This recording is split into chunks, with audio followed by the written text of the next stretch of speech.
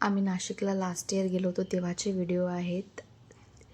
नाशिकला पोचल्यानंतर ट्रेनने गेलो होतो आम्ही. तिथं पोचल्यानंतर त्र्यंबकेश्वरची डायरेक्ट सिटी बस पकडली आणि त्याने गेलो. तर पाहू शकता तुम्ही रोडने किती छान आणि हिरवगार मस्त असं वातावरण आहे. तर आम्ही पावसाळ्याच्या टाईमला गेलो होतो तेव्हाचं वातावरण खूप छान होतं. तिथला प्रवास खूप छान झाला होता आमचा. आणि त्याच्यानंतर आम्ही गेलो डायरेक्ट गजानन महाराजच्या संस्थानमध्ये.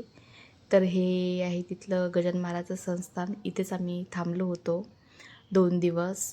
तर पाहू शकता तुम्ही इथलं वातावरण पण खूप छान आणि खूप मस्तच आहे.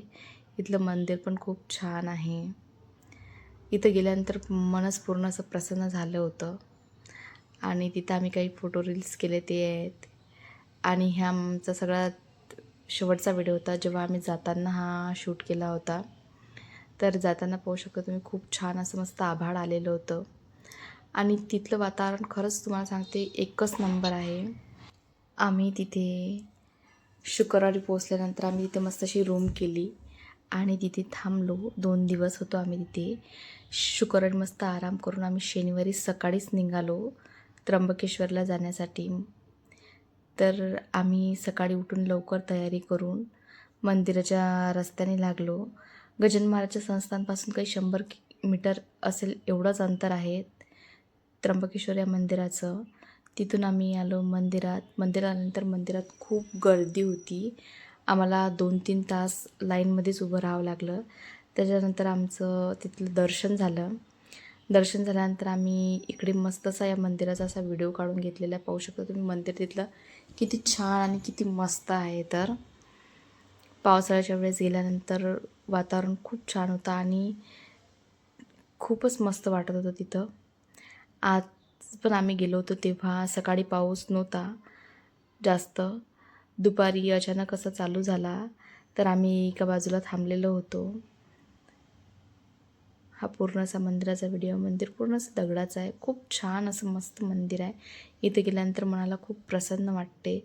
आणि हा त्या मंदिराच्या मागील परिसर आहे जिथे नंदी आणि शिवजीची बाहेर अशी छोटीशी पिंड आहे. आणखीन पाहू शकता तुम्ही ते आता. ही पिंड आहे. इथून दर्शन वगैरे केलं आम्ही आणि प्रसाद पण घेऊन घेतला होता तिथूनच. आणि नंतर इकडे आलो आहे. हा आहे ब्रह्मगिरीचा पायथा. आम्ही ब्रह्मगिरीचा पर्वतावर तर नाही गेलो पण आम्ही तिच्या पायथ्यापाशी आलो होतो. त्या मंदिराच्या बाजूलाच आहे हे. आणि तिथं आल्यानंतर आम्ही या तलावामध्ये बघितलं तर मच्छा खूप जास्त होत्या.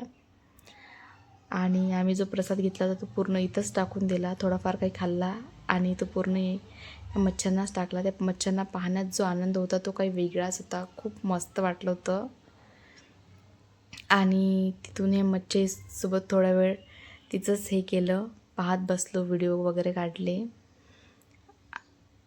पाहू शकता तुम्ही किती मस्त अशा मच्छ्या अशा वर येत आहेत. तर त्यांना काही खायला टाकलं की ते पटकन वर येऊन ते खाऊन घ्यायच्या. आमचा जो शनिवारचा पूर्ण असा दिवस आहे तो अर्धा जास्त तर इथंच संपलेला होता. शनिवार असल्यामुळे माझ्या मिस्टरांना भावांना उपवासच होता. त्याच्यामुळे त्यांचं जेवणाचं काही टेन्शन होतं. मी थोडाफार काही नाश्ता म्हणजे मी प्रसादच खाल्ला होता तसा. तिथे लड्डू मिळाले होते ते नाश्ता काही करणं झाला नाही. आणि तुम्ही पाहू शकता ब्रह्मगिरीचा पर्वताचा जो पायथा आहे तो किती सुंदर आहे. तर खूप छान आणि मस्त वाटत होतं. आणि त्याच्यानंतर आम्ही संस्थानवर गेलो तर जेवण वगैरे केलं आणि 3 वाजता तिथून निघालो आम्ही पंचवटीत जाण्यासाठी. तर ही आहे तिथली गोदावरी नदी. इथं आल्यानंतर नदीचं दर्शन तर मला करायचंच होतं. आणि इथली जी रात्रीची आरती असते गोदा आरती ती पण मला बघायची होती. त्यासाठी आम्ही खूप वेळ इथंच थांबलो. आणि इथं थोडा वेळ फिरल्यानंतर आरतीला खूप टाईम होता. तर आम्ही म्हटलं इथंच समोर पुढे जाऊन रामाचं मंदिर होतं, काळाराम मंदिर, तर तिथे जाऊन आलो आणि सीताची गुफा हे 2 पाहून आलो. आणि परत इथे वापस आलो हे दोन्ही ठिकाणी बघून. तर रात्री तिथं चालू झाली होती संध्याकाळी गोदा आरती. त्या टाईमला आम्ही बरोबर हजर झालो. आणि तिथं एवढी गर्दी झाली की आम्हाला तिकडे मागून उभं राहण्यासाठी जागाच नव्हती. तर आम्ही समोरून आलो पुलावर. तिथून मी याचा मस्त असा व्हिडिओ काढला. पाहू शकता तुम्ही किती मस्त अशी आरती चालू होती. तिथं ती आरती ऐकून मनाला खूप मस्त असं प्रसन्न वाटत होतं. मी त्याचा शॉर्ट व्हिडिओ नक्कीच टाकीन आरतीचा. खूप मस्त होतं. नदीला पण खूप जास्त असं पाणी होतं पावसाळ्यात. पाहू शकता तुम्ही. आम्ही ऑगस्टमध्ये गेलो होतो इथं, तेव्हाचा हा व्हिडिओ आहे. छान मस्त तिथं आरती चालू होती. आरतीच्या वेळेस तिथं गर्दी होते.